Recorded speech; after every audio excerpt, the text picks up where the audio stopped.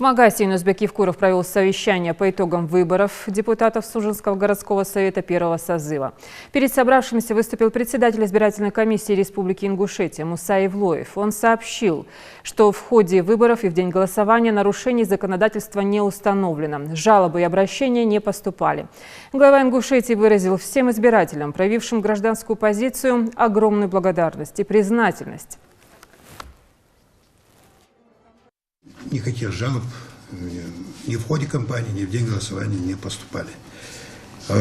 По результатам выборов все 100% протоколов участковых комиссий они обработаны еще вчера вечером.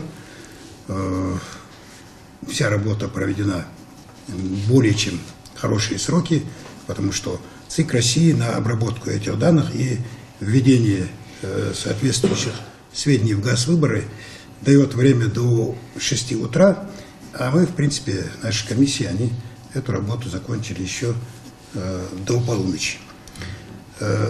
По результатам этих выборов с подавляющим преимуществом победила партия «Единая Россия», но хочу отметить, что все политические партии, которые участвовали в этих выборах, они преодолели барьер 5% и допущены к распределению мандатов.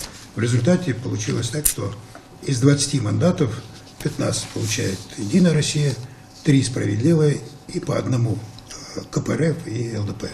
Надо развивать инфраструктуру, это властям города надо. Поэтому очень серьезно отнестись. И начинать там с хорошей инфраструктуры, это одно. Администрации любой там просто заложить у себя, любая стройка административного здания или там еще чего-то, хороший инвестпроект, все сейчас перетягивать там или в Малгобек, как город воинской славы, или в Карабулак, или Сунжа. В том числе сейчас побыстрее вопрос решить по ЖД вокзалу, который там должен быть, и реконструкции железнодорожных путей.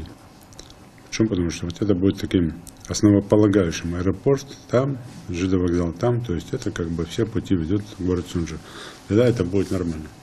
Ну и это ливневки, канализация, то есть подземные коммуникации.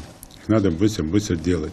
Для этого надо составить сейчас, мне очень важно, там, чтобы побыстрее сделать вот эту схему генерального плана и какие средства мы туда вкладываем, и как это будем делать.